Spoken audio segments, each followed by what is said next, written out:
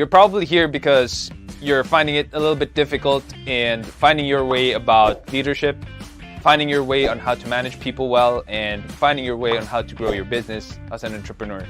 Any one of these things are the topics that we cover. I'm your host, Sean C., aka Mr. CEO at 22. I am so glad that you took the first step of being here to learn more about leadership, entrepreneurship, and management because the world needs more people like you.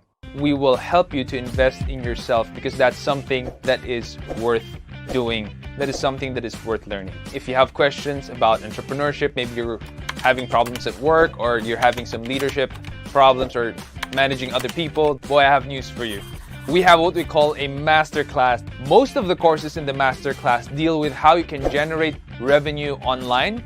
It deals with leadership, how to lead in crisis, how to break through the crisis in business, in entrepreneurship, and how you can manage other people better. Now, I always say the best kind of investment is an investment in yourself. And how much money are we charging for this masterclass? Not a lot. And if you invest in one, it's yours to keep. And if it doesn't, I'll refund you, no questions asked, full refund. So why don't you try it out? Head on over to sean.c/masterclass and check out any one of the courses if it fits any one of the questions in your head. And if you have any questions, you can just put it on the comment section and we'll get in touch with you. We want to know who you are and we want to hear from you. Until then, keep leading.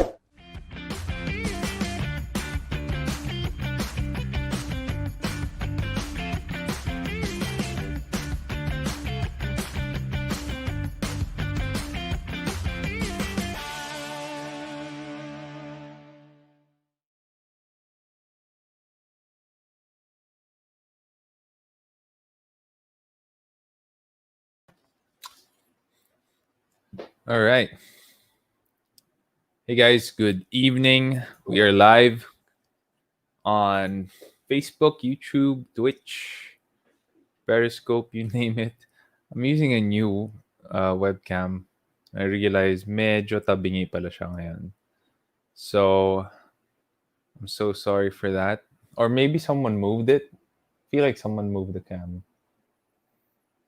Should I adjust it right now? Nah, I'll just leave it. I'll just leave it like that. I'll just leave it like that. So for those of you watching on Facebook and YouTube, yeah, this is the wide angle. I think I haven't set up the camera yet that well because it's new. So yeah, hey, happy Thursday. Christmas is just around the corner. I hope you were able to do your Christmas shopping already. Although I think baka hindi naman ganun ka congested or ganun kahaba yung pila ngayon this Christmas season because of the pandemic.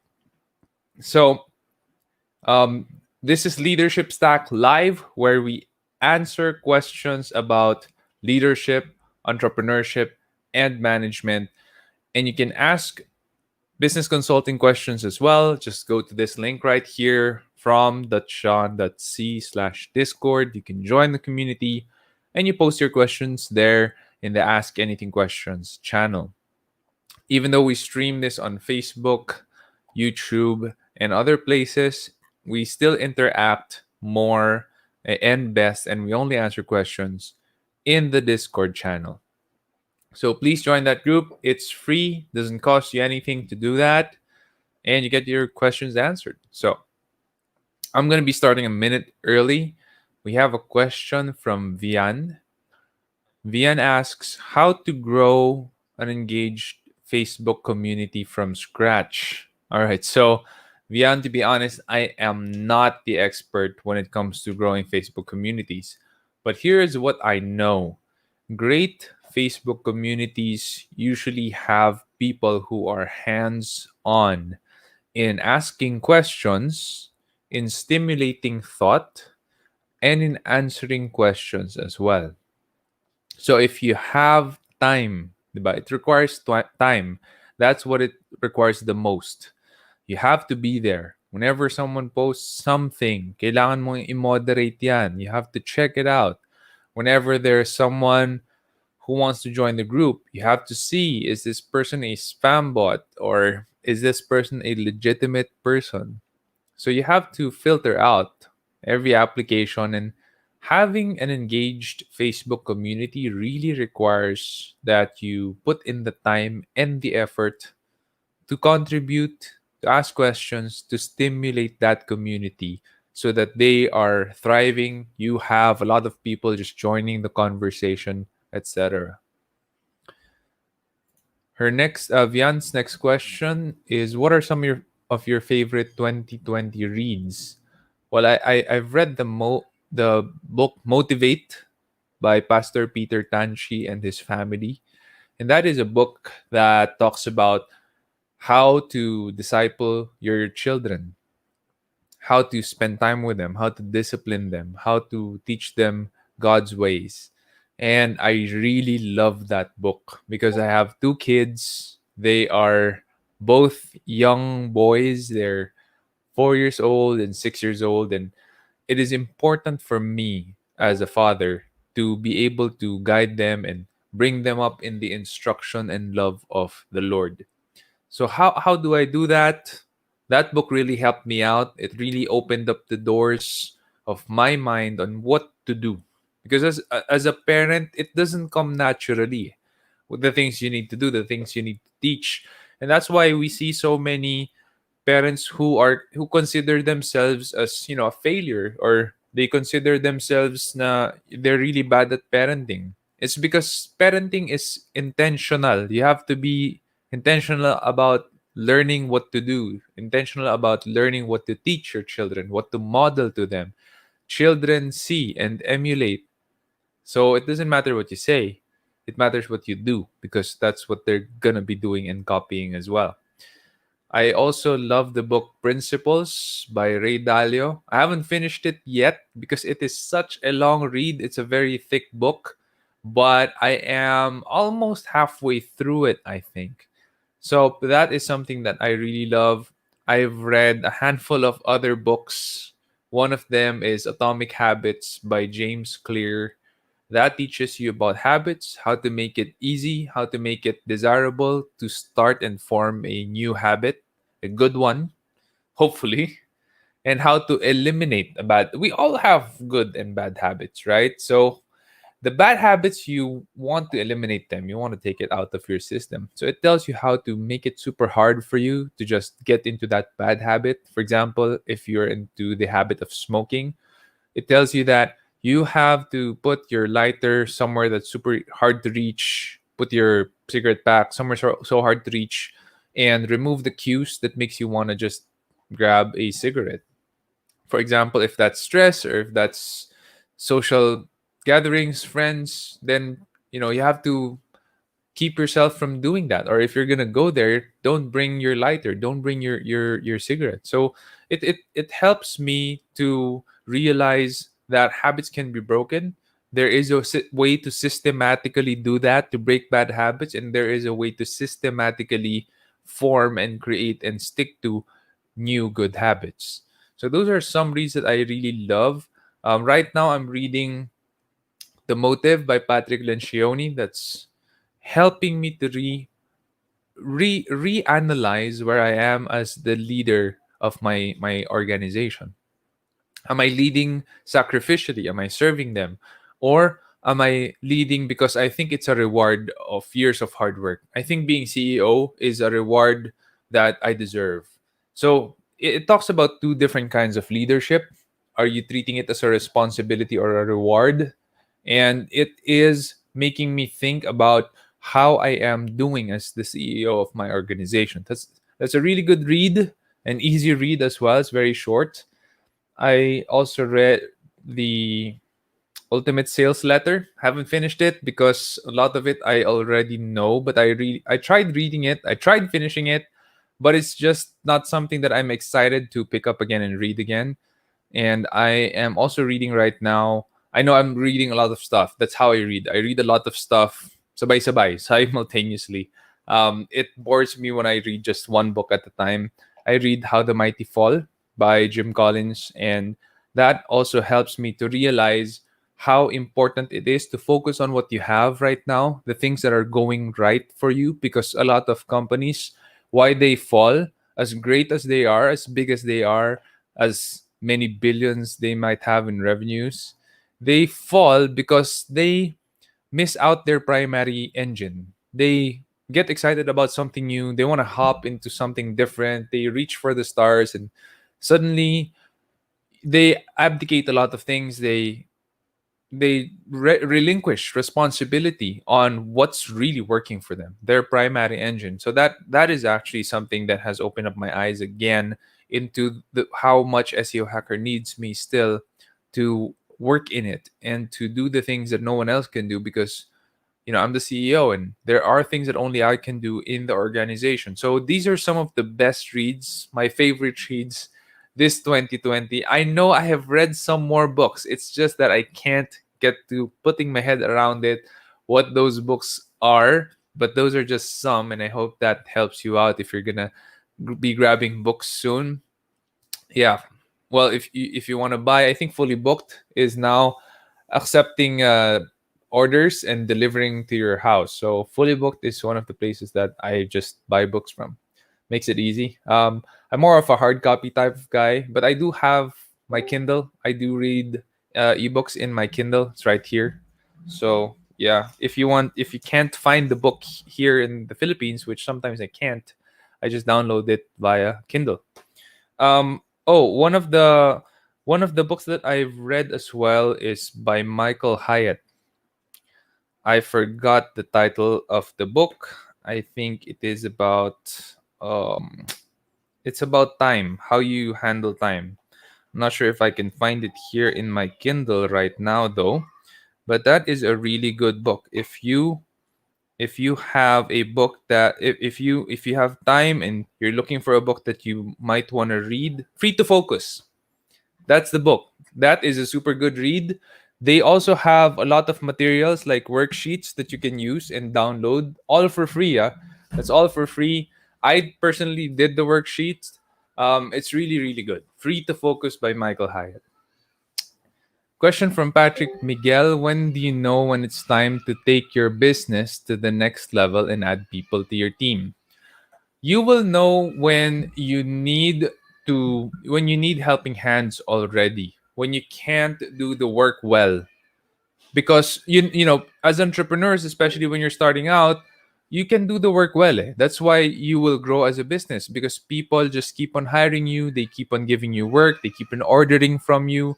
And if that is happening, that means you're doing something really good, and that also means that you're really good at your craft. And once that is eroding, meaning and dumadami na yung complaints, and you feel like you're so stressed out, and you feel like the work you're doing is not as well anymore in terms of quality and output, that is the time to consider hiring people.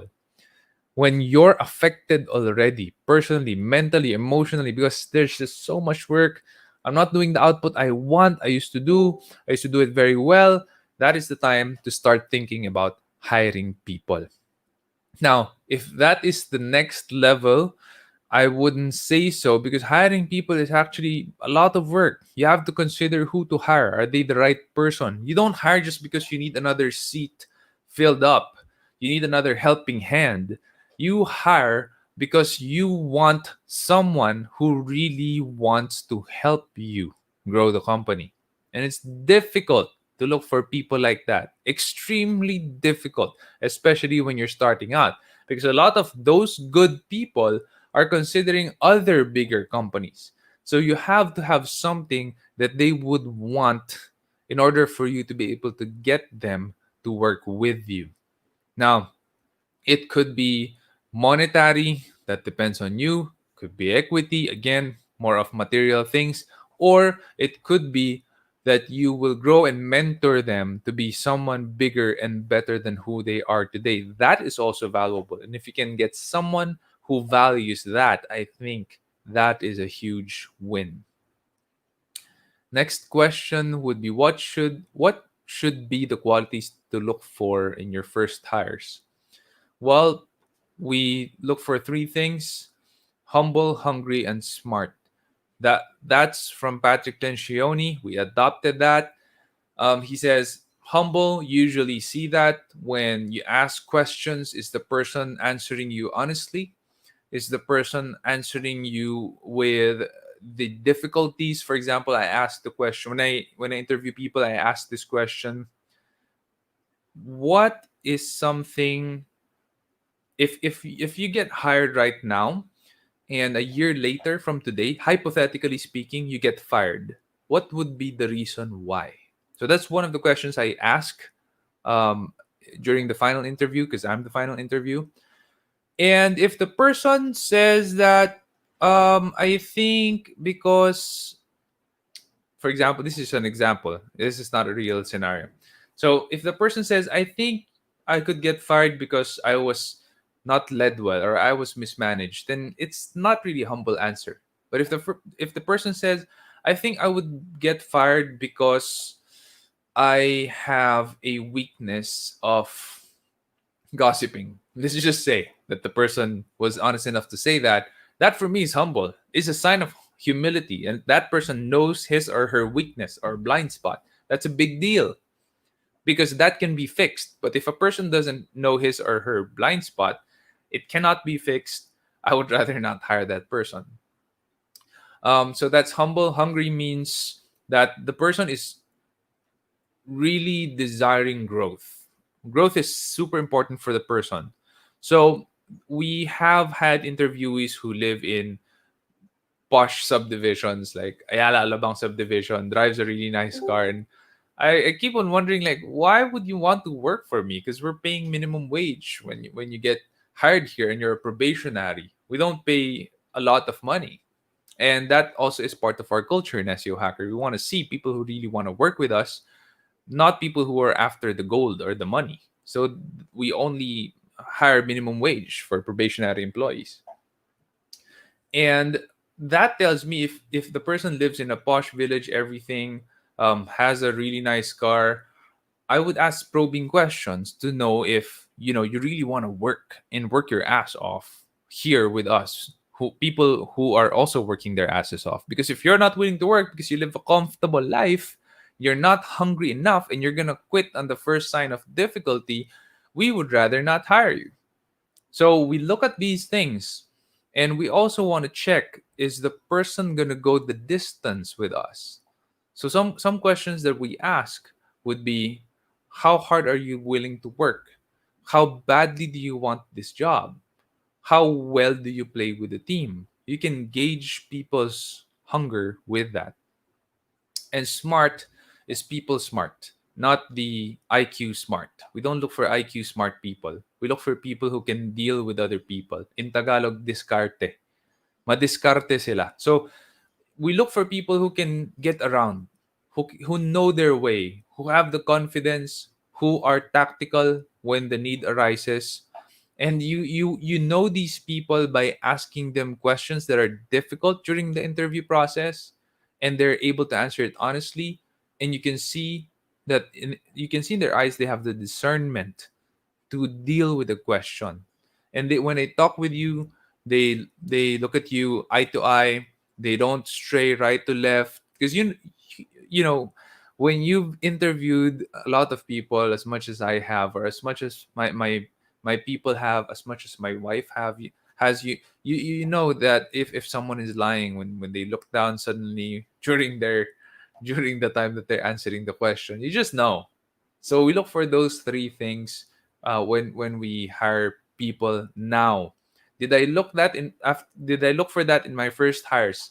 Sadly, no, because I didn't know this yet. But now that I know this, it is super important for us to have those qualities. In fact, during the very first step in our interview process, that is already included. So my HR personnel knows that we look for these kinds of people: humble, hungry, and smart. Next question from Patrick. Looking at the past, what were the common traits of people who are not loyal to the company or who you call mercenaries? All right. Well, these are people who actually they show signs. You would know because they show signs. These are people, number one, if you're not in the office often, because I wasn't, because I'm doing sales, I'm the one going outside meeting clients, potential clients, then I'm meeting current clients because there are problems that needs to be fixed or addressed, or they want to get more of our services and they need me to pitch again. So I am not often in the office. But you get signs.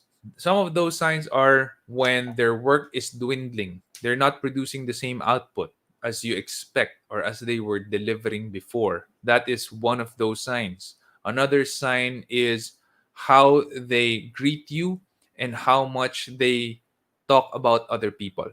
So if they keep on talking about other people, not in a positive way or not in a praising way, because usually when you are part of a team, you give praise to whom praise is due. When they do a great job, you usually tell your boss, this person did this and that. Or when I say who did this because the client loved it, that people would just say it's this person, it's that person. But when you don't hear a lot of that, instead you hear a lot of negative things, then that is another sign that this person is not loyal. Because if he or she is not loyal to his or her own family at work, then most probably he or she is not going to be loyal to the entire organization and will leave at the first sign of trouble. How do you know if they're a mercenary? So one of the ways that we know would be the gate that we keep right in front, and that is when we hire people, we tell them this is the salary. We only hire minimum wage for everyone, even pre-pandemic. And the reason behind that is if you're looking for bigger pay, here's the truth. Go to Makati, go to Ortigas or BGC. Everyone knows they pay better there. Everyone knows it. You can get a job there for sure. Everyone knows it. If you're good at what you do, you're great, you have high grades, whatever, you can get a job there, you can get better salaries. And I say that in the interview. And we let them know we only pay minimum wage here. But once you get regularized, we give you an immediate increase, a good one. But you have to tough it up with the first 6 months. Okay, 2 to 6 months. Sometimes we regularize someone in 2 months when they're really, really good. And we see their dedication and loyalty in a short span of time. But 6 months is the maximum. We don't prolong it. Usually when the 6 months is done, we shake hands and part ways if you didn't make the cut or if you don't want to get regularized. But if you do want to get regularized and you're a great part of the team, you're good fit, we regularize the person. So that's how we do it. And people who are mercenaries, when they hear, ito lang yung salary, sige, wag na lang. And they just up and leave. They quit the hiring process, which is fantastic because you wouldn't want those people anyway. We wouldn't want those people anyway. Now, for my HR personnel, it's a little bit discouraging, but I keep reminding them we wouldn't grow with them because the first sign of difficulty in their personal life, they're gonna need more money, and they're gonna ask it from all of us, and we're gonna have a difficult time. Or they're gonna leave, they're gonna go AWOL, which happened before, way before, and I don't want to deal with that. No one likes dealing with that, and we love working with people. We love working with people who tough it out, minimum wage, got regularized, got a bigger pay, they stuck it out. We love these people because they are not mercenaries. These people are loyalists. And we have a lot of them. Most of my people are regular team members at SEO Hacker. And we have a good number of people who are done with the bond because we do have a bond when you get regularized. We do pay for a lot of stuff in training and workshops. And yeah, so that's how we keep people who are gonna be disloyal or who are gonna be mercenaries. That's how we keep them out right at the get-go. Next question from Patrick. Do you think our college education system is still relevant since everything is shifting online? Do you have any advice to a person who just started college but wants to pursue a career in SEO or online marketing? I think college education system, the truth is I wasn't able to use a lot of the stuff I learned in college. That's the truth. I wasn't able to use a lot of it. Then some people say 10%, I would say even less. I'd say like 5, maybe 3%. And I paid a lot of good money. Well, my dad, my parents paid a lot of good money to get me through college. So even when it wasn't, we weren't in the pandemic, I my opinion in the education system is it's outdated. Its relevancy is low. It is a money making system. That's how I see the educational system here. It's a money making system because the business that I have has almost nothing to do with my course. I'm in digital marketing, not in information technology.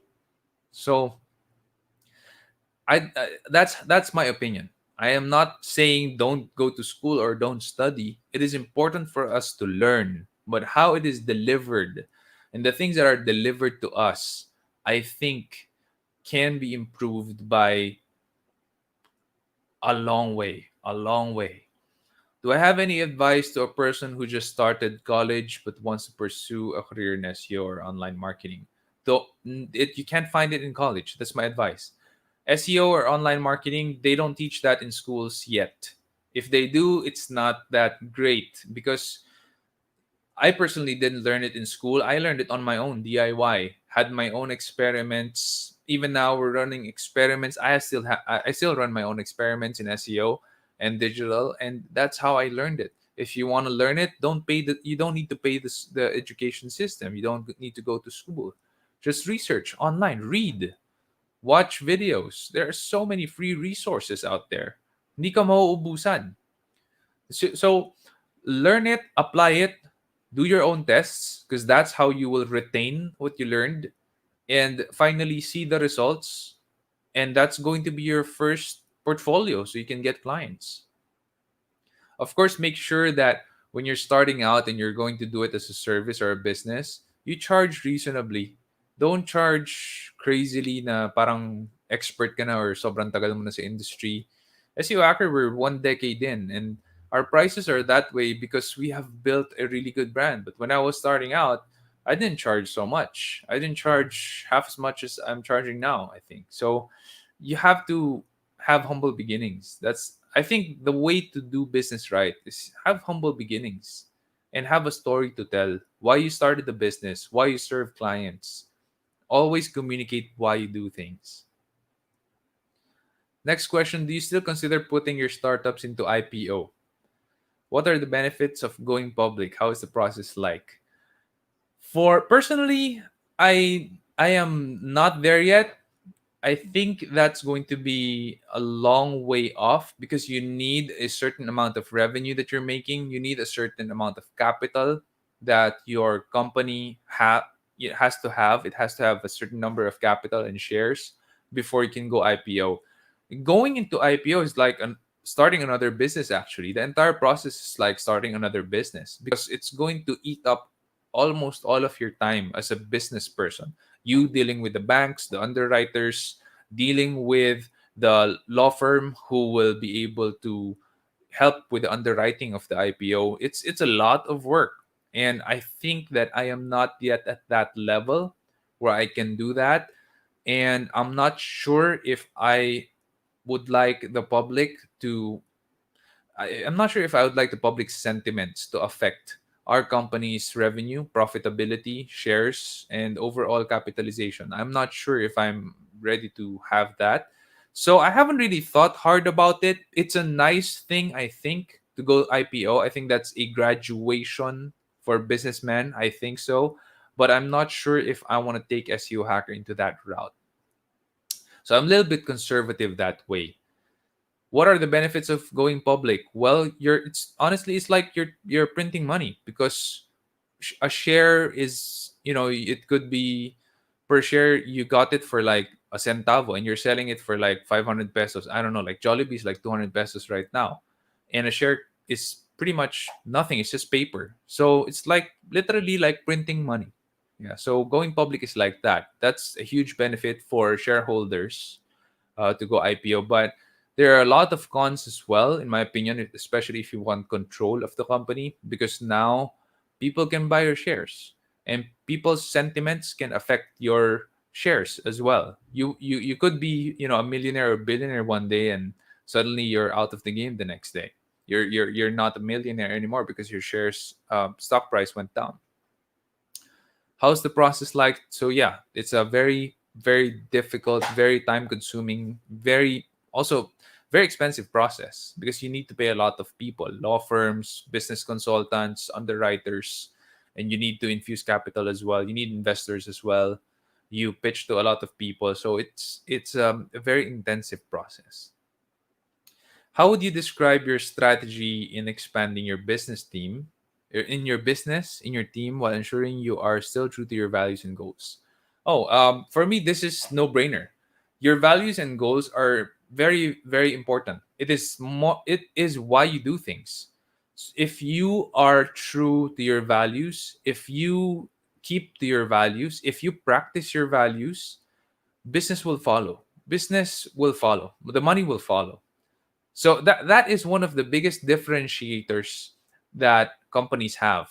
SEO hacker, we are differentiated by the things we believe in, not just what we do. Because there are a lot of digital marketing companies out there. There are a lot of SEO companies out there. To be honest, there's tons of other companies that do what we do. The what is the same. It's SEO, it's digital marketing, it's social media marketing, it's web development, web design. How we do it, that we are different. Yeah. So, but people can say, oh, but you're just a little bit different because the what is the same. So, how could be a little bit different, how we do things, but in SEO, really, the how is very different because how we do things is really very different from how another SEO company would do it, but the why is super important. That is where you are very different. So with SEO hacker, we have core values that we really live and breathe by. We hire by them, we fire by them, and we promote by them. And maybe you're wondering, but that's core values. Like how does that pour into the what? How does that affect the work? Well, one of our core values, for example, is grit, and another one is challenger, which means when you make mistakes, get up. Grit in Tagalog is kunat, makunat ka. You get up. You don't let mistakes hinder you. You don't let mistakes discourage you. Always be getting back up.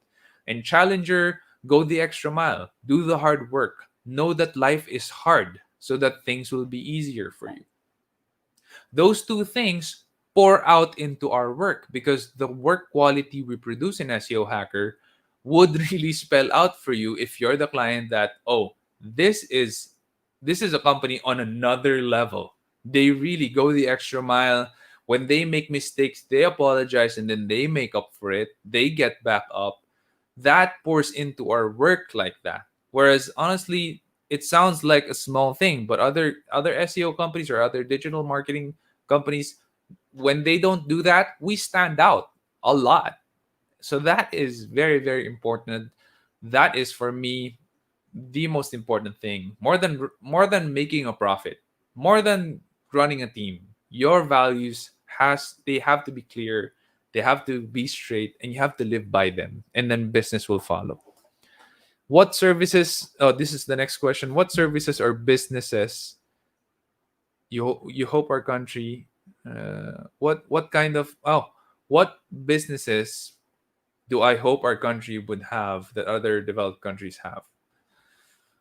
Well, one of the things that I really would like to have here in the Philippines would be a trading platform that's as advanced as the one they have in the US. That for me is really nice.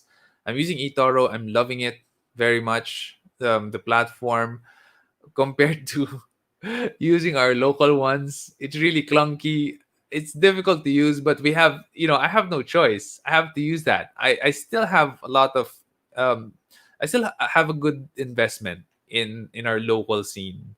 So I still trade, well, I still invest locally, but the software is not good. It's not good. So that's something I wish that our country has. Other businesses or services, I'm not sure really what else, because it really depends what the demands of the market are, what the needs and requirements are. You can only make businesses to meet demands. You cannot make a business that doesn't meet any demand. So I think that's something that I would like to have. Other than that, I can't think about anything else top of mind. Can you give us good practices to ensure a good cash flow, especially for those who started businesses from zero? Well, yes, there's only, stick to this. Good cash flow, stick to this. Keep expenses low and make sure you're generating higher amount of revenues. That's as simple as that. How do you keep expenses low? Anything that you don't need, don't spend for it. Anything you don't need, don't spend for it. So when I was starting out in SEO Hacker, there were a lot of things that I didn't need. I didn't need a nice fancy office, for example. So my first office is not that big. It's like 38 square meters. It's super small. Parang condo lang siya na maliit. And it's in a commercial area, and I was paying 10,000 pesos a month. That's it. But we had good internet. It served its purpose. That was what we needed because I had a small team back then. And we wouldn't even go to that office every day. We'd go 3 to 4 times a week.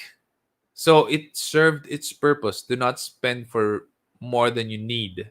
Cut expenses low and generate revenue. You have to make sure you're closing deals. Keep on closing good deals. There are bad deals. Yes, there are bad deals. Bad deals are when you don't make a lot of money from it and you get a lot of headache from the client. That's a bad deal.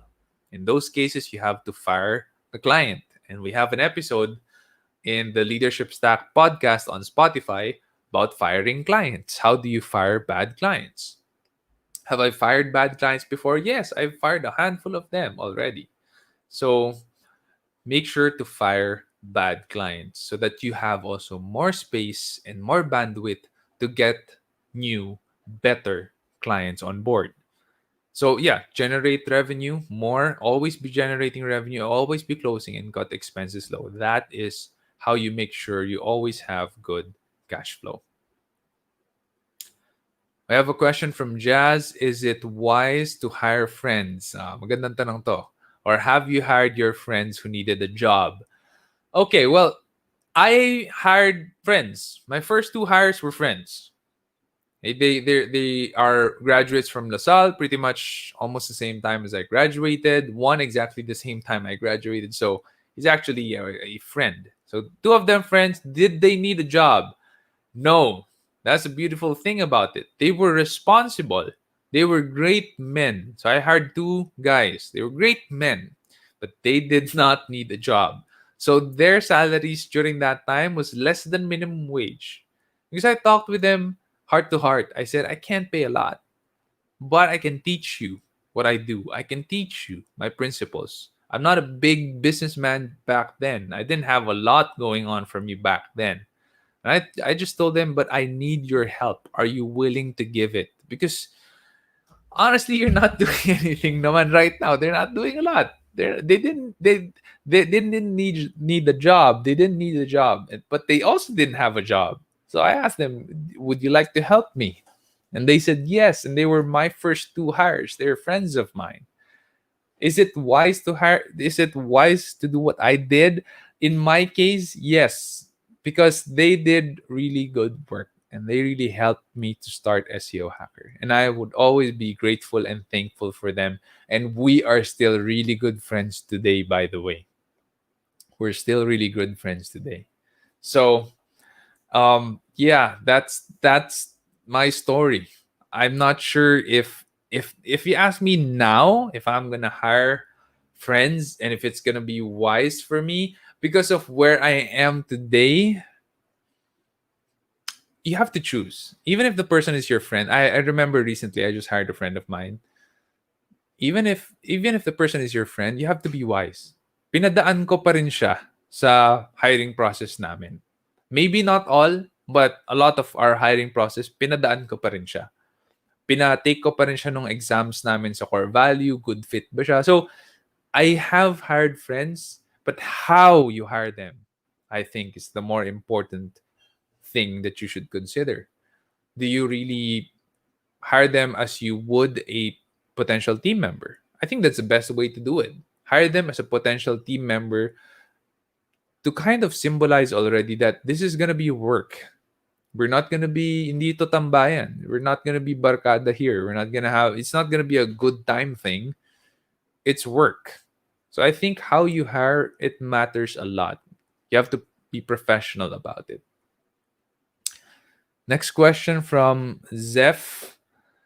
What do you think about network marketing or direct selling? I think it's a fantastic platform if you are dedicated to it and if you really believe and use the product. That's my opinion about it. I don't do direct marketing or direct selling, but I've been a user of Usana for almost 10 years na rin. Yeah, almost 10 years. I take it every day. Usana Essentials, Calcium, Proflavanol C, which is their vitamin C with grapeseed extract. I have Biomega.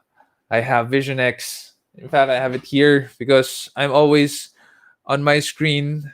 So I'm taking Vision X to make sure that my eyesight is still 2020, and it is still 2020. It's still sharp. This glass, I'm wearing, what do you call this?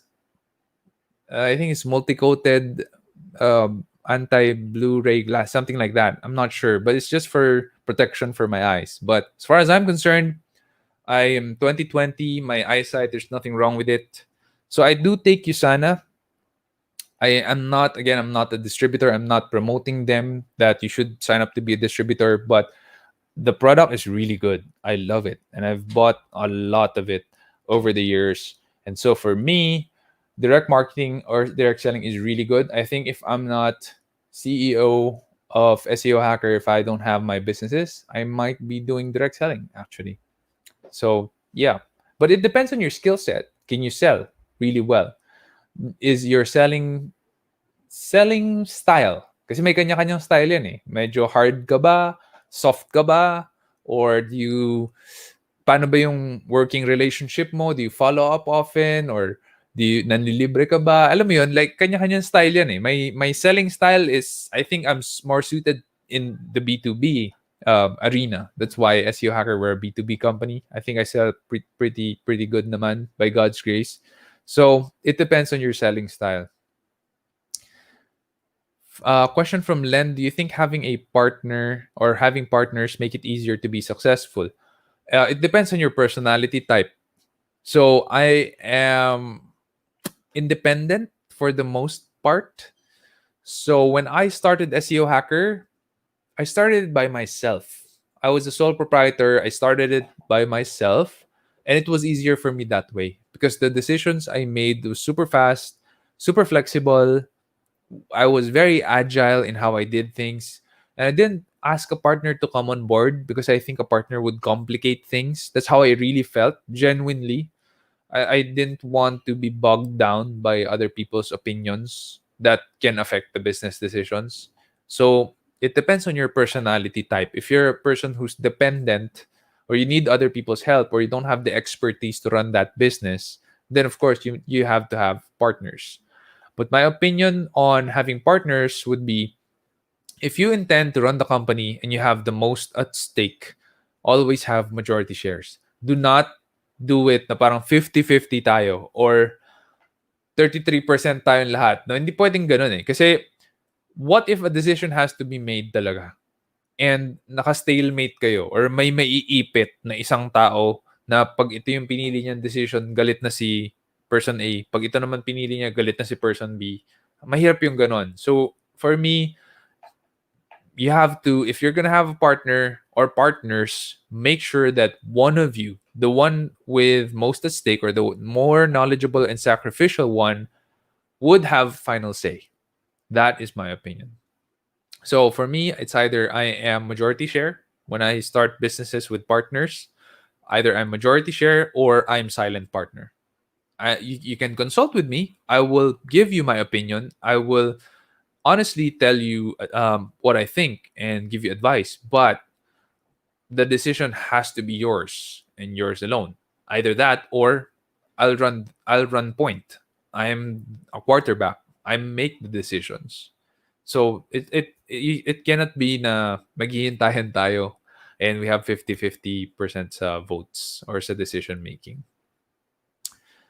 Question from Jazz: if your kids would eventually want to work in your company, would you let them undergo the same process as others did. Well, if they want, first, I think what I would want them to experience would be to work hard for other companies.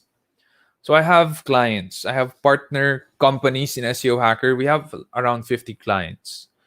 And we have clients in the warehousing industry or manufacturing. What I plan to do is when my kids reach their young adulthood years, which is when they're 13, 14, 15, during the summer, I want them to work for some of these companies for free. I wouldn't ask anything from these companies, but I would ask them if they would allow my children to work there for them, to learn to work hard, to learn how it is, to be a bodeguero or to be a secretary, to be someone packing the goods. Because I went through that. And those were some of the most important lessons I've learned in life, that money is not easy to come by. And you have to work hard if you want to have a secured future, a more secured future. Of course, I would be teaching them still about prayer, faith, and knowing that everything comes from God. But really, that's my plan. That's my plan. I'm gonna ask some of my business partners, well, clients, partners of SEO Hacker, if they would be willing to have free labor for my children to work there. Um, yeah, and then if the things that they would learn in those 7 years, from 13 years old to 20 years old, once they hit 20, then I think they should be ready for the interview process as SEO Hacker. And yeah, I would be willing to let them go through the same process. In fact, I would make them go through the same process that my other team members have gone through. I think that's the wiser thing to do as their dad and their future leader. Next question is, have you heard of online franchises? Do you think it's legit? I haven't. I'm sorry, I cannot answer this question in a qualified way. I haven't heard of online franchises. I don't know the ins and outs and working, so I cannot say if it's legit or not. Um, but yeah, I would have to dig deeper into that if ever. No. Next question from Zeph. Sir, in terms of trading or investing, is it better to invest or trade internationally completely, or would you recommend to diversify in both local and international? Marvin Germo would be able to answer this a lot better than I would, but here's my opinion based on my own experience trading and investing. There are times that US is better. Like April hanggang September. Yeah, April to September, US performed really well. Super, super nice, super good. So during that time, I'd put my money there and I would trade and invest there.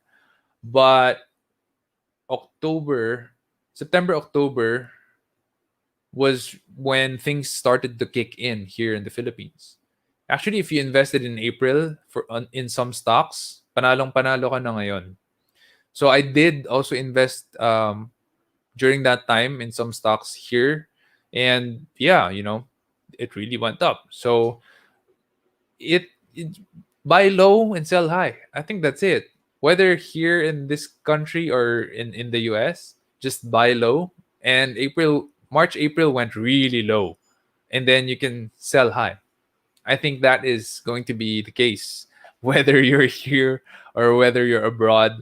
Now, why am I using eToro? I'm still using eToro. I do have money here. Okay, just so you guys know, I am invested in the local scene. There are, I think, 8 companies that where I'm invested in, apart from my other investments that are private investments locally. So I have local investments, but what I love about eToro is it's just my money keeps growing there as well without me having to think about it. Here kasi affected ako ng lahat ng fluctuations in a major way. Kung nag-down, down talaga. Kung nag-up, up talaga. But when you use eToro and you're copy trading someone, when it's going to go down, they close the trade, then you save money. When it's going to go up, then they open the trade, then you make more money. So it just makes a lot of sense for me to have money there and money here, here in the local scene. Legit naman po yung eToro. Yes, legit yon. So they've been around, I think, 13 years now. I know that it's not popular here because of how you funnel money there, and I use my Platinum USD credit card, so I don't get charged forex anymore. So I use that credit card to just put money there, and I have a certain discipline every month, x amount of money that I put in eToro, and yeah, it just keeps growing. So far, by God's grace, just keeps going because the traders that I'm copying, they're really good. They're really smart in how they do things. I do have personal trades right now. I have cryptocurrencies that I opened last night. Actually, last night Bitcoin started going up. It breached the 20,000 ceiling. So that, yeah, now I'm up by almost 10%, 9.40 something percent with Bitcoin, which is really good because I put in a good amount. And overnight, yeah, that was just last night. So tonight I'm up almost 10%. So I also do some trades personally, but not all the time. Only when things are starting to go up. Crazy kasi pag nakita mo yung candles ni Bitcoin pataas na, when it really goes up, it really goes up. So, overnight, just last night, today, 10%. That's really good. So, you have to just study and, if you want to trade, kailangan tutok ka talaga. That's it. Um, What would from Monster Wings? Question. Wow, we have a lot of questions tonight. Thanks, guys, for being here and asking these questions. Really good questions, by the way. What would be your Christmas or holiday message? Oh, parang ano ba to? Speech ba? For me, it's more of always always have an attitude of gratitude, diba? Merry Christmas. It's all about giving. It's all about being grateful for what you have. For me, knowing that Christ died for me, the God of this universe came here on earth 2,000 years ago, suffered through the most gruesome, brutal death, just so my soul can be redeemed. That for me is, kahit ano pang masamang mangyari sa akin, that for me is already something that I'd be super grateful for my entire life. So I think people kind of forget that. We just remember the bad things as human beings because we're wired that way, to just remember bad stuff and count the negative things, listen to the negative bad things happening, listen to the sensational um bad news. Honestly, that's how we're wired as human beings. We forget that the God of this universe came down here. This is the best news we've ever had, and every December we're reminded about this. And this year is kind of special because for a lot of people, it's been a horrible, gruesome, bloody year, especially in business. And we forget that this is important for us. The battle is already won. We're already victorious. We're already successful. Yes, life can be hard. It always is. Whether you're in business or whether you're out of business, it's still hard. It's hard running a business. It's hard to be out of a business. Choose your hard, diba? I got that from John Maxwell as well. Choose your hard. Choose the hard. It's hard to be in marriage. It's hard to get a divorce. Choose your hard. It's hard to be employed. It's hard to be out of work. Choose your hard. Life is hard, but if you have an attitude of gratitude, then even the hardest things, they can't get to you. And you'll always be happy. You'll always be fulfilled. And that is for me what's most important. Okay na ba yun for a Christmas holiday message? Sobrang yaman? No, hindi ako sobrang yaman dahil si eToro. Dahil hindi talaga. Si Marvin Gaye mo yung sobrang yaman. At kung may kayamanan man ako dahil kay God yun. It's His blessings. Would you be live next week? Next week, Thursday, is 24th. No, I'm not gonna be live. Thank you for reminding me about that. December 24, Noche Buena. Usually we are with my in-laws. So I probably would not be able to go live next week. For those of you watching here live tonight, for those of you here on Discord, Jaslyn, Patrick, Zeph, probably next week. Hindi. So please look forward na lang for my next episodes on the podcast on Spotify. Leadership Stack, leadme.ph/Spotify. That is the podcast on Spotify where this episode will also go out. And right now, I think the latest episodes are about public speaking. Wala pa tayo doon. So, it's about how a plumber created an online empire. So, he's from Australia. He's working as a plumber sa tubero in Tagalog, tubero siya. And now he's a multimillionaire because he created an online empire. And really, from plumbing to online empire millionaire, how did that happen? Listen to that episode now out on Spotify. Would Who do I copy trade? Jay Nemesis was also interviewed by Marvin in one of his YouTube episodes. I also copy Heloy's Grief. I copy Matej Crank. I'm not sure how to pronounce his last name, but his his name on eToro is Return Invest. So far I have been very blessed with Return Invest and with J Nemesis. And then I have a couple of copy portfolios like Shopping Cart.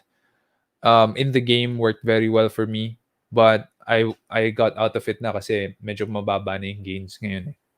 And then yeah, cryptos. I invested in cryptos last night and got good gains out of it today. So yeah, hope that helps.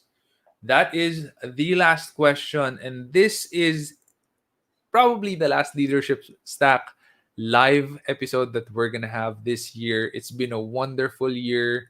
This is the first year actually that I've been doing Leadership Stack live, and this is also no, we're going second year now with the podcast because I started June 27 was my first episode on Spotify. So going 2 years na tayo. Guys, thank you so much for listening. We've had a good number of followers now on Spotify, good number of downloads, streams, and listens. Me and the Leadership Stack team, Lara, Jam, Peter, we are very blessed to have you tuning in. We love what we are doing. We hope you're getting a lot of value out of it. And all I can say is Merry Christmas, guys, and God bless you. See you next year.